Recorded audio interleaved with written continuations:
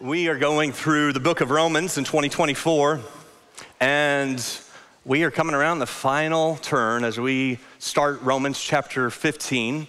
We're in this series called The Separation of Church and Hate, and as we've talked about, Paul is addressing believers in Rome who were facing potential division and disunity over this conflict concerning what he just calls disputable matters, or matters of opinion, matters of interpretation.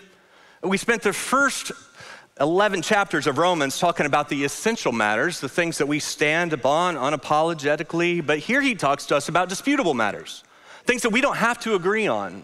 You might be right, you might be wrong, but there's something more important than you being right or wrong, and that's the relationship, and it's the unity of the church.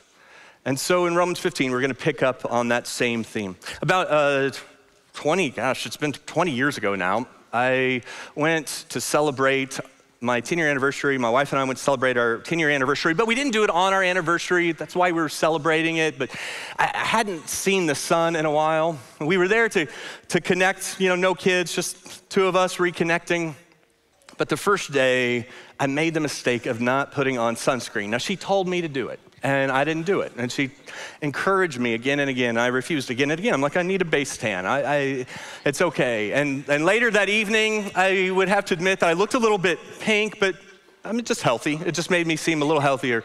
But then the morning came, and the air hurt. Like, the air just felt like needles, and suddenly I was incredibly touch sensitive, which isn't great on a romantic anniversary. Like, anytime she tried to show affection, just a touch on the arm, a pat on the back, it felt like I was being tased. And so my response to her was, stay away from me. Like, nothing says happy anniversary like I love you, but don't touch me. And just the simple act of putting on a shirt was like a 10-minute interpretive dance, trying to thread my arms through without touching any fabric. And I was sensitive because of a burn, and it made a difference in our relationship for that time, right? Like, it's not romantic to spend $350 of your allocated budget on aloe vera products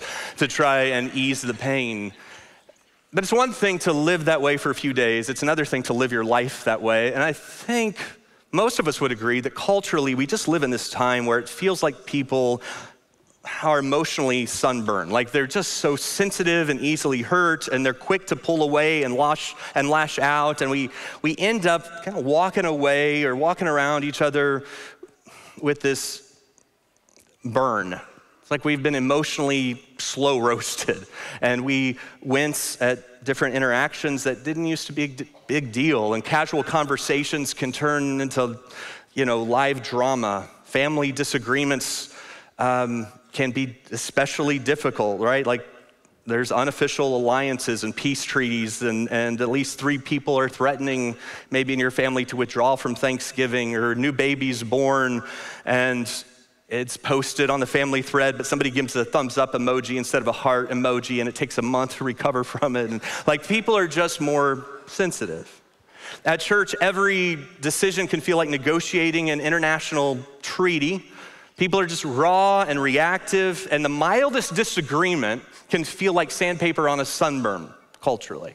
And so in Romans 14 and 15, Paul is warning us about what causes this kind of division, both in God's house and in your house, right? Like, there's a sense in which we want to blame it on an issue, and we think, well, look, if we would just agree on this issue, we wouldn't have the division or the disagreement amongst us.